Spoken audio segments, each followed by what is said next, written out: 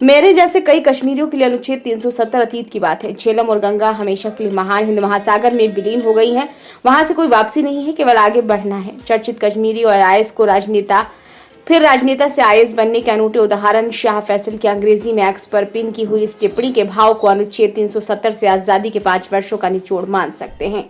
फैसल 2019 में देश में बढ़ती असहिष्णुता का हवाला देकर नौकरशाही छोड़ राजनीति के मैदान में आए थे। 3 साल बाद ही उन्हें हकीकत का एहसास हो गया। 2010 बैच के इस टॉपर ने फिर से प्रशासनिक सेवा में वापसी कर ली। केंद्र ने इस गुजारिश को स्वीकार भी कर लिया। फैसल ही नहीं, क्रिकेट की नई सनसनी उमरान मलिक जैसी अनेक प्रतिभाएं इसी दौर में निखरी हैं।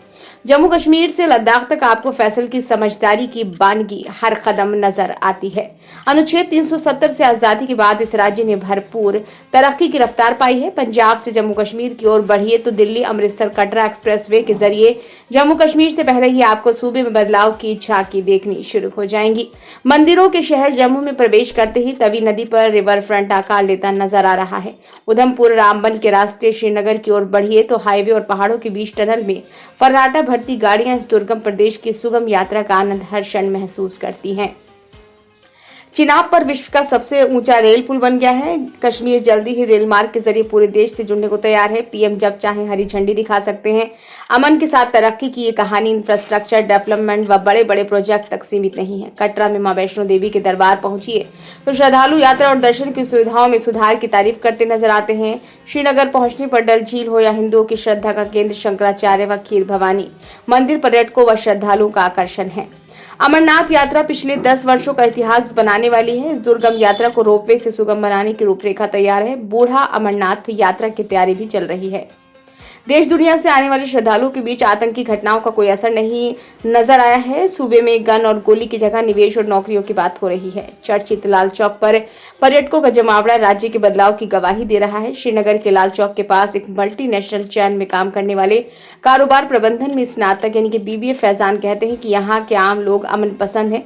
इन 5 सालों में आतंकवाद और घुसपैठ में काफी कमी आई है। सेना को लोगों का साथ मिला है। अलगाववादी गतिविधियां ठप हैं। जिस पत्थरबाजी से आम लोग त्रस्त थे वो गुजरे जमाने की बात हो चुकी है। फैजान कहते हैं कि लाल चौक पर दिल्ली के इंडिया गेट की तरह गुलजार मार्केट से ही समझ सकते हैं बदलाव कितना पुरसुकून वाला है। प्रदेश के वाल्मीकि समाज और पश्चिमी पाकिस्तान से आए विस्थापित स्थायी नागरिकता से वंचित हैं।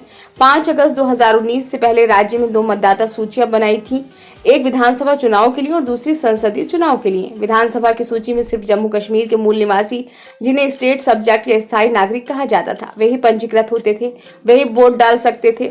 आगामी विधानसभा चुनाव में वाल्मीकि समाज और पश्चिमी पाकिस्तान से आए विस्थापित भी वोट डाल पाएंगे। इसी तरह प्रदेश में पश्चिम पाकिस्तान से आए शरणार्थियों को जमीन का मालिकाना हक मिला। पहाड़ी समुदाय को अनुसूचित जनजाति का दर्जा दिया गया। इन्हें असली आजादी अनुच्छेद 370 खत्म होने की वजह से मिल पाई है। जम्मू संभाग पिछले कई सालों से शांत माना जाता था। आतंकी गतिविधियां खत्म हो गई थी, लेकिन लोकसभा चुनाव में आवाम के उत्साहपूर्ण मतदान से बौखलाए पाकिस्तान ने फिर आतंकियों को घुसपैठ कराने और क्षमता युद्ध का रास्ता पकड़ लिया है। पीएम नरेंद्र मोदी के शपथ ग्रहण समारोह के दिन तीर्थ यात्रियों की बस पर हुए आतंकी हमलों ने ये शांति छीन ली है। अब तक करीब 1 दर्जन छोटे बड़े आतंकी हमले हो चुके हैं। इनमें कई जवान बलिदान हुए हैं।